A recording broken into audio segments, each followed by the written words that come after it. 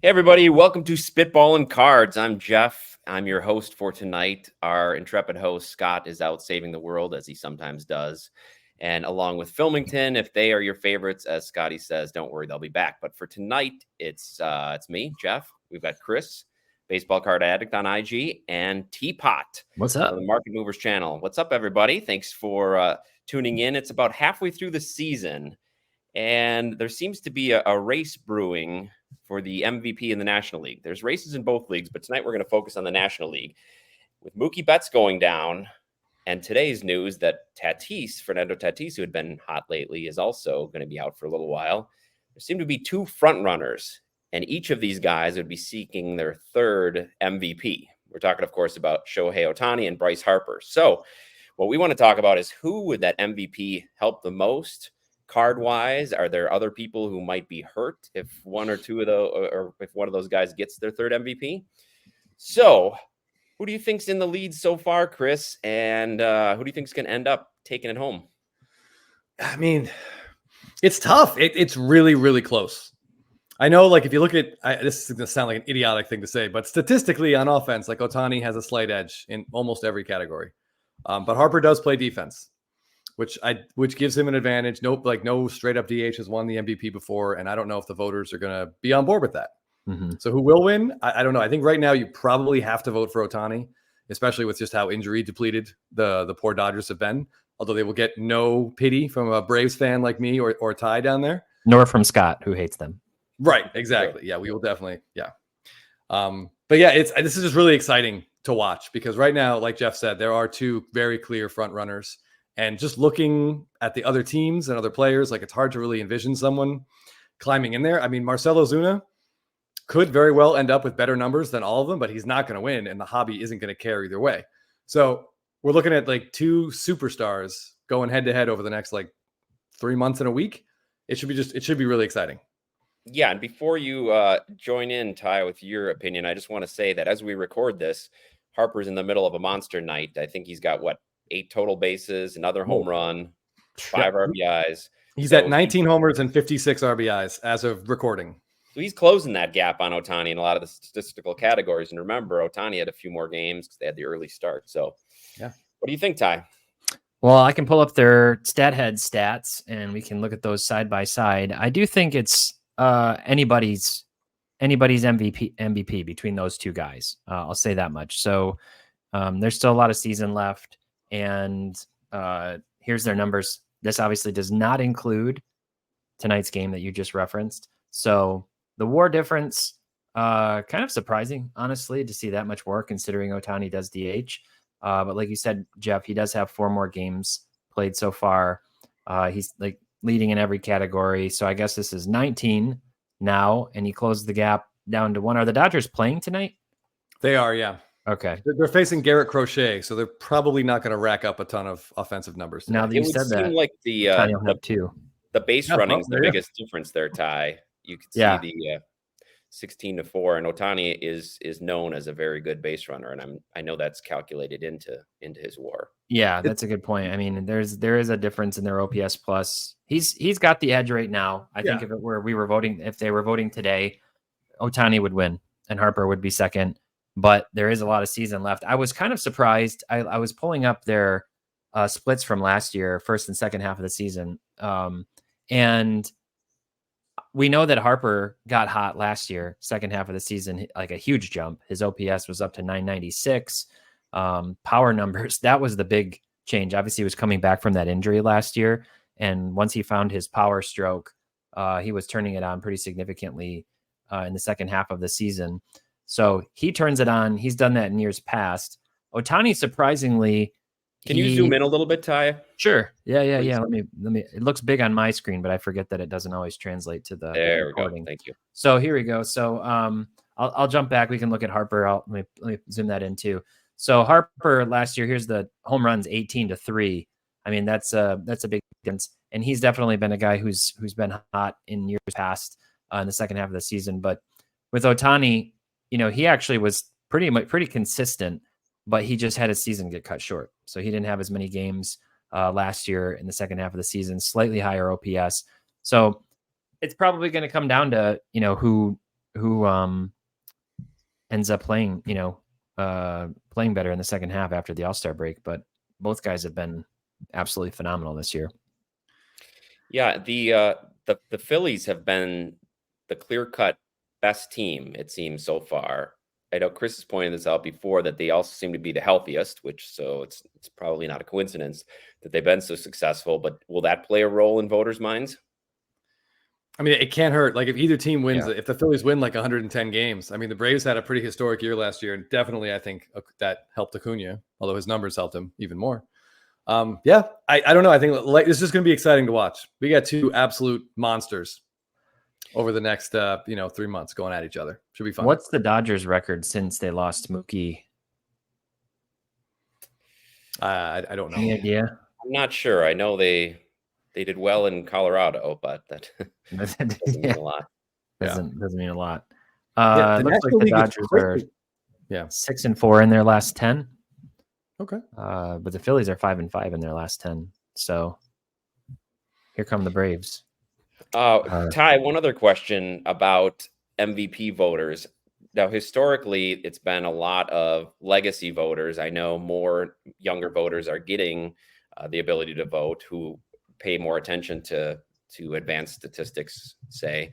But I know in the past, Chris mentioned it earlier, that people have been hesitant to vote for a full-time DH as an MVP.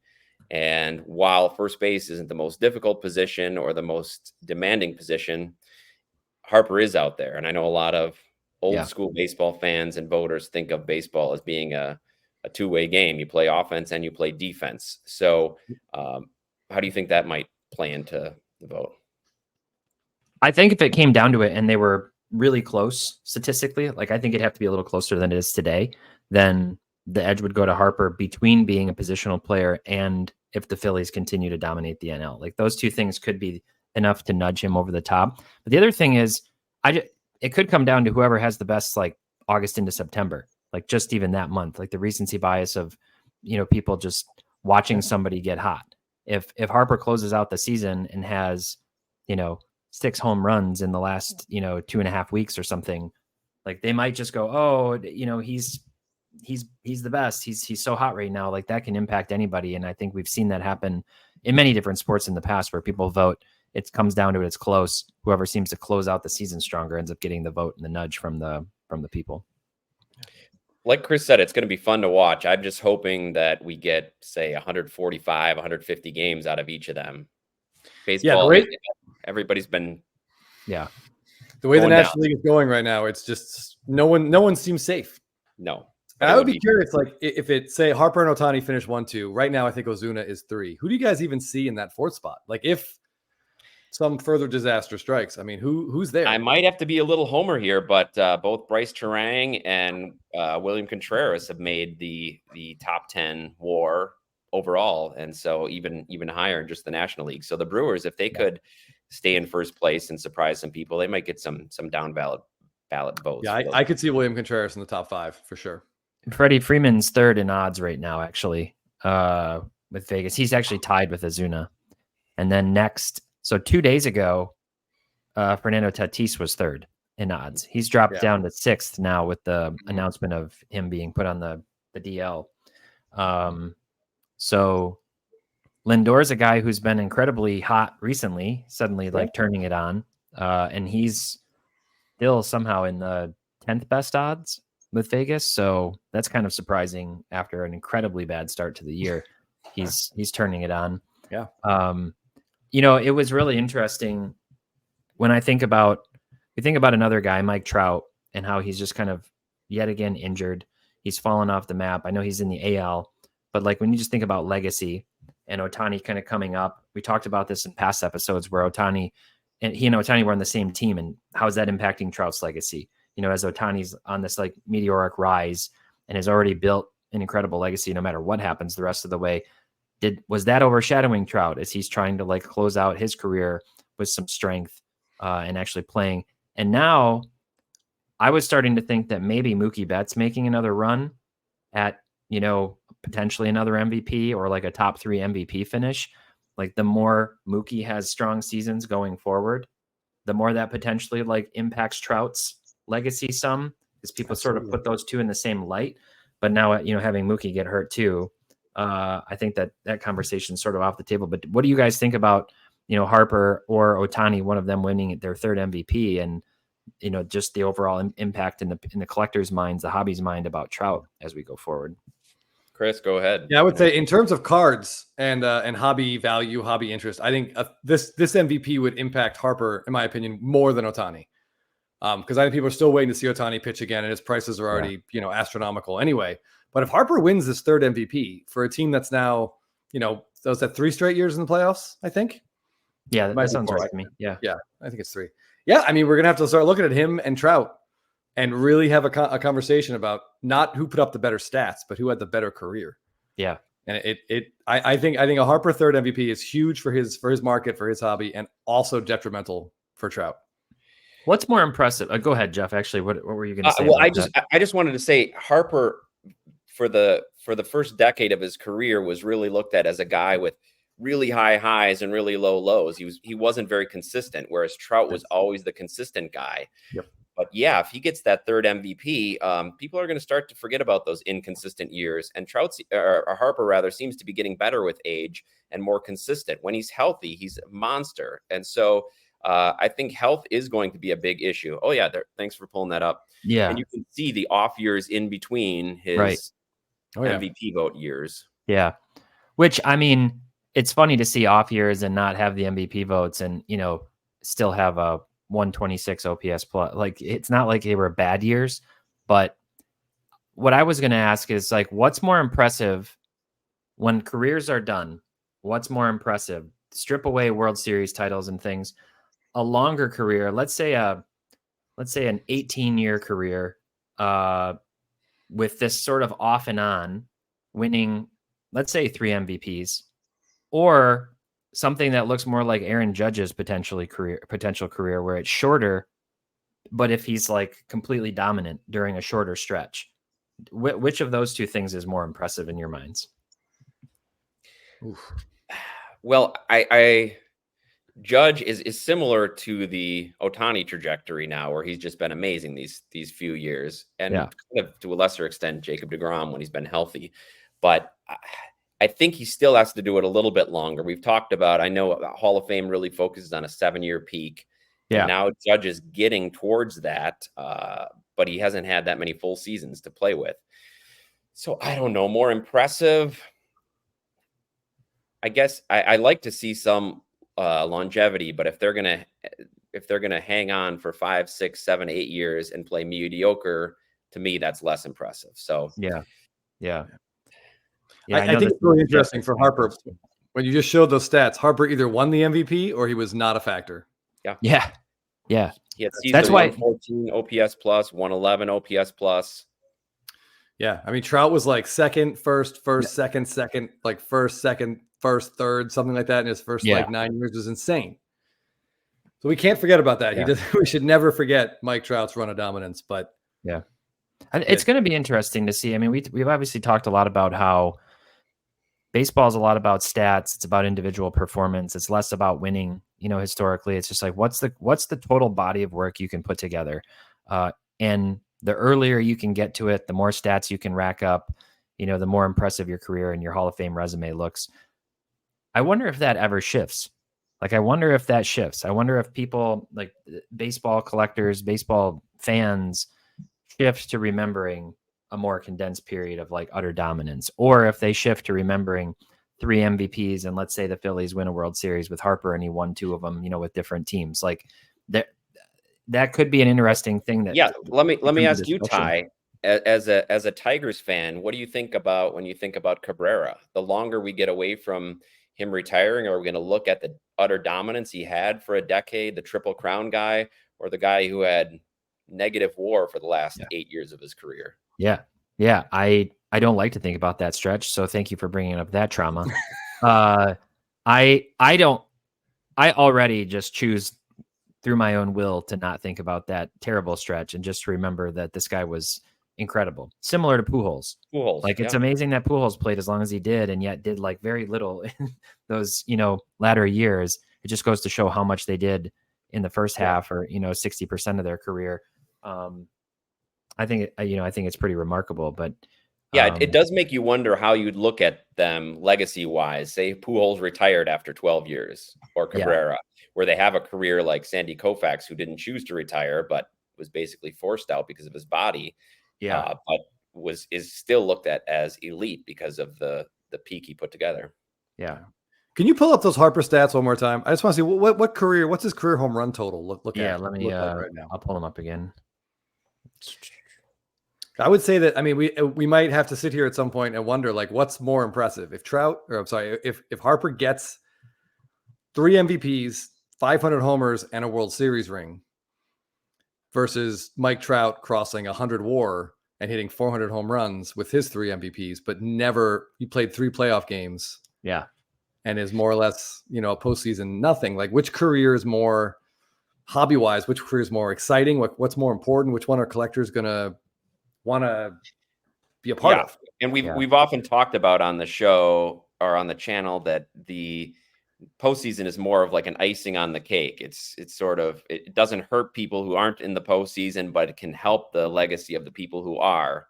Oh, there's a comparison. Yeah. I mean, look at the difference in the WAR comparison. Still, despite Trout having played 1 season of 140 games in the last 8 years, he still is that high. I mean, so it's easy to forget just how dominant he was and amazing. But also, I want to say something about personality. Harper is beloved by that Philadelphia fan base. He has a very outgoing personality, and I think that plays a role in collectability and popularity in the hobby as well.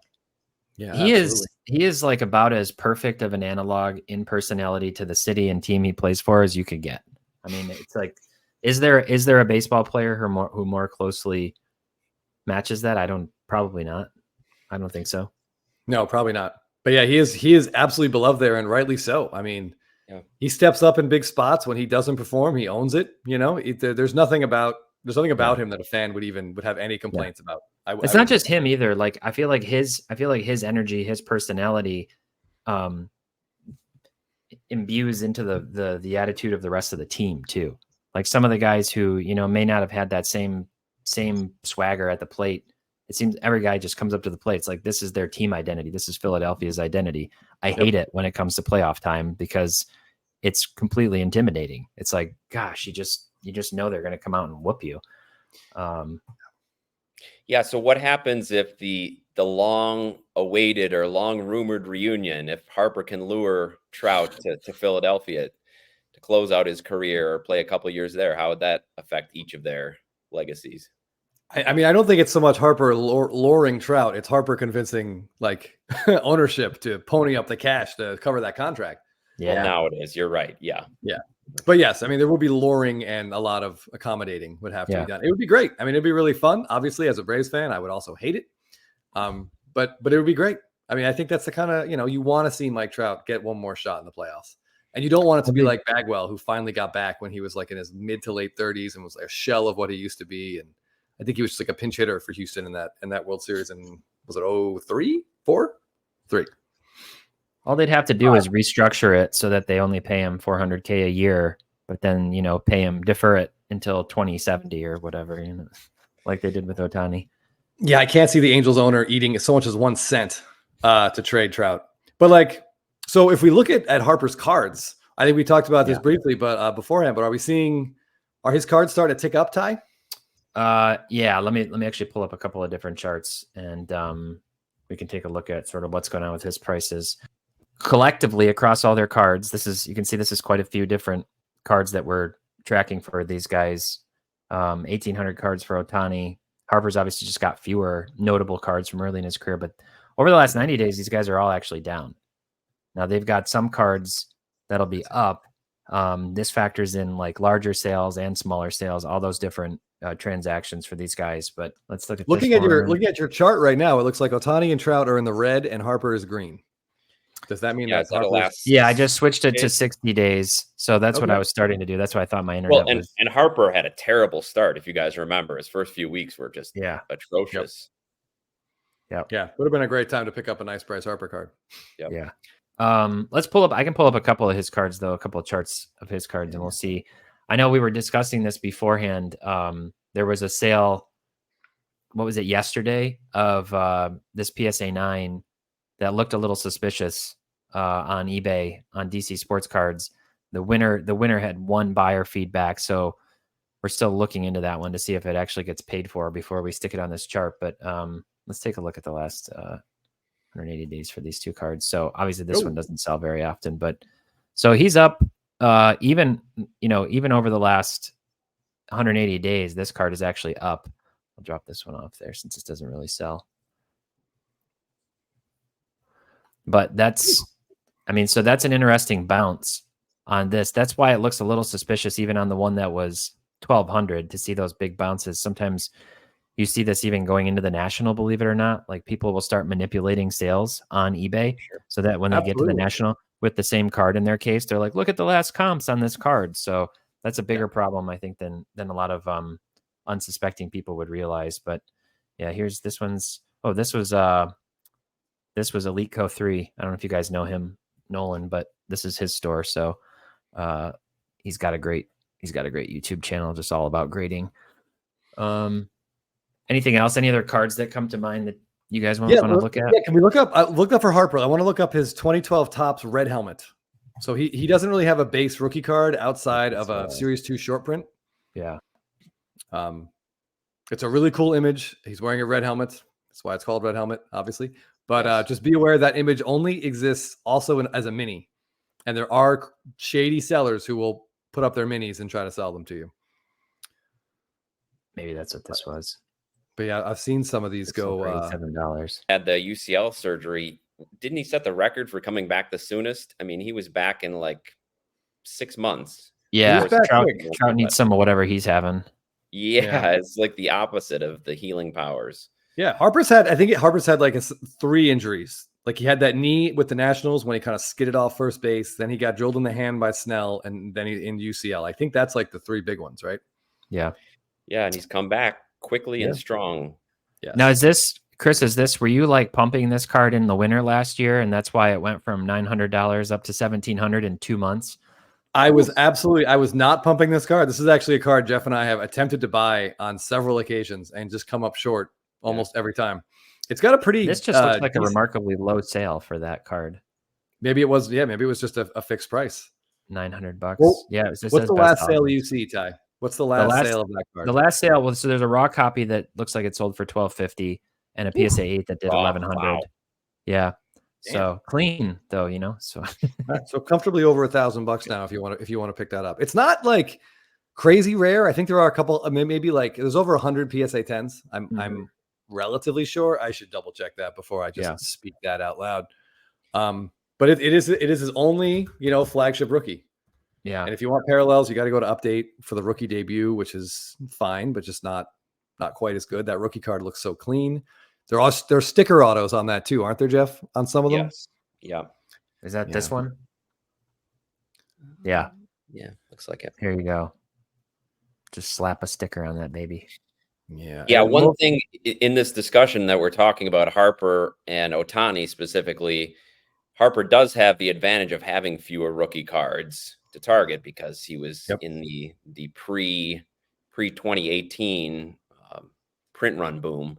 So yeah, there's something to be said there. And Chris also mentioned how ridiculously expensive Ohtani's cards are already. So it's hard to see them going up that much, even if he does win his 3rd MVP. I also think that a lot of people are waiting to see if he can come back and pitch and really still be that 2-way Superman that we've seen. And when he does, I feel like that might be more of a cause for a bump than even an MVP for him. Yeah. All right. So some quick facts on the red helmet. There are 347 total graded at PSA with 160 10s. Now that feels like a high number, but when you look at the fact that there are no parallels, it's not that high a number. Yeah. No. And you compare it to Ohtani's rookie cards. Yeah. That perspective is so important when you go back a decade or more and you see that those guys just didn't have a ton of cards. People go, why would anybody be paying $1,000 or $3,000 for a PSA 10 of that? If there's that many, well, that's why, because there's not a lot. Yeah. Right. Yeah. And it's a great image too. He isn't jumping up against a wall like Aaron Judge or I don't know, some of these other really bad. It's not photoshopped. It looks like he's actually in the uniform. Here's a pro tip, by the way. So I pulled up Harper here on price movements again and just kind of threw in some filters. So looking at cards like $400 and upgraded, and over the last 60 days, a lot of times one thing I see in the data is that if you can find BGS 9.5s ending on auctions, you can get some really good deals, and then sometimes flip them like on a buy it now if you have the patience for it, because like people don't seem to be looking for BGS 9.5s like they used to. So if I had to guess, and I could be wrong on this one, I'll look at these actual sales, but I would guess that the low sale was an auction. Oh, so this was actually an auction too. Let me switch back to the same time frame. That could just be because he's getting hot, but I see that a lot when I'm like doing analysis for videos or just looking at particular cards. This is actually the flip scenario, which is kind of interesting. A lot of times I see it the opposite. Like somebody times an auction and gets it for a deal, and then they relist. You'll see another one go on fixed price or best offer and sell for 30-40% more, just because somebody timed this completely wrong. But this was the opposite scenario. So now look like an idiot. You can also look like an idiot if you get that cheap auction. Say you win a Harper for $500 and then you list it for like $4,000. Like relax. Like you can definitely make some. There is some room there, but don't be a jackass. And this actually makes a difference here too. Like this one sold on PWCC. Big difference, yeah. That can go in either direction.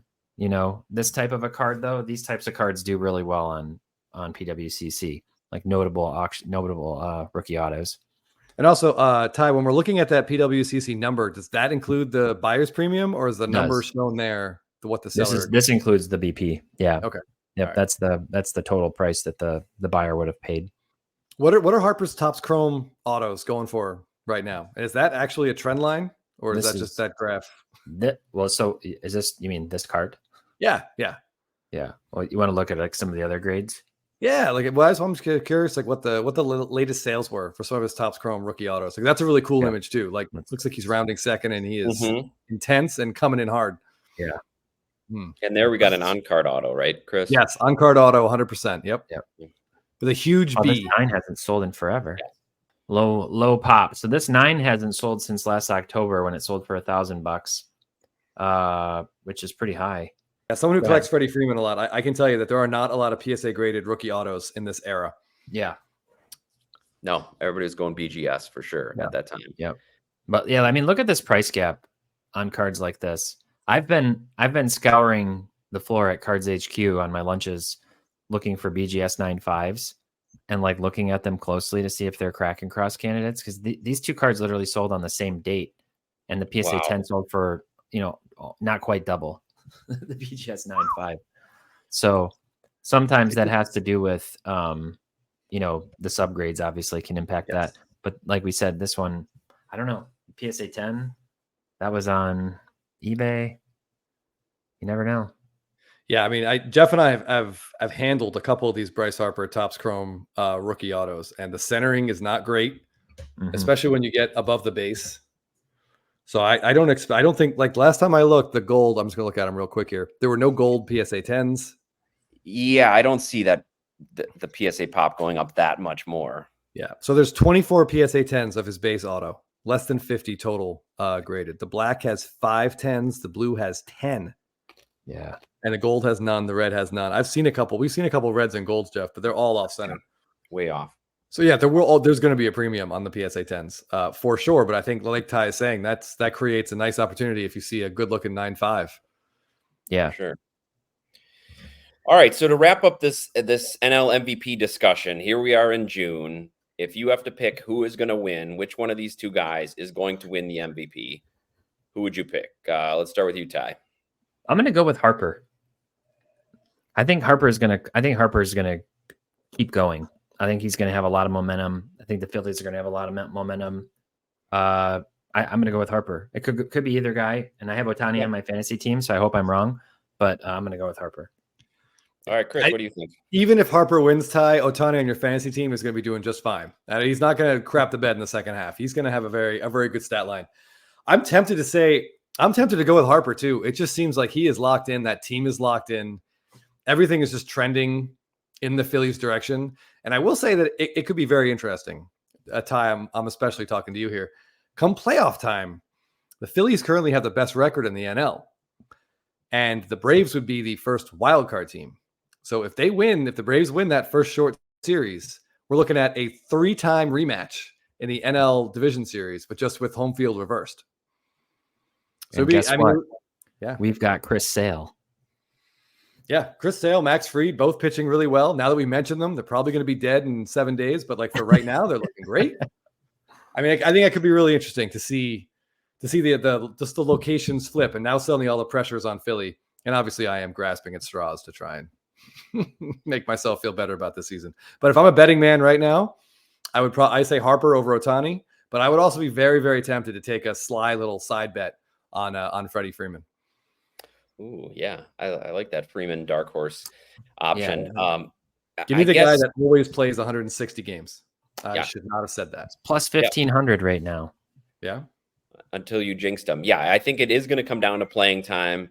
I wonder, I'm sure Ohtani wants to be in the lineup every day. I wonder how much the Dodgers are going to rest him if they have a huge lead down the stretch. I'm going to have to make it a clean sweep for Harper. I just think that there's still a lot of voters that like to see somebody playing in the field. And obviously Ohtani has done that. And he's done that the best we've ever seen in our lifetimes, being on the pitching side as well. But he's not doing that this year. So I feel like his time will come again. But I think the narrative kind of pushes a little towards Harper. So that would be my pick as well. I agree. And Jeff, I'd like to end with a trivia question for our viewers to see who's still watching at this point. If you are, thank you. But so yeah, this could be a magic season for Harper and the Phillies. Even as a Braves fan, like if the Braves don't win, it would be cool to see Bryce Harper holding up that World Series trophy in Philadelphia. Like that city would just go absolutely bananas. I love it when they have to grease the light poles downtown just to stop people from getting hurt. But if Harper wins the World Series MVP this year, he would be the second player ever to have a regular season MVP and a 2 postseason MVPs, like an MVP in every round where he could win an MVP, if that makes sense to you. So he would have a regular season. He'd have 2 regular season MVPs already, 1 NLCS MVP. He's just missing that World Series MVP. And only 1 player has all 3. So if you guys know, I'd love to hear. Shout me out in the comments. Put that in the comments, and also put in the comments if you think we're right or wrong about Harper being the leader in our minds, or if it's not Ohtani or Harper, who's it going to be? Is it going to be Freeman? Is Ozuna going to somehow sneak in by winning the Triple Crown? We'll find out. But thanks so much for joining us, and we'll catch you next time. And don't worry, soon Scott will be back, as well as Filmington. But until then, thanks for joining the 3 of us. Take care.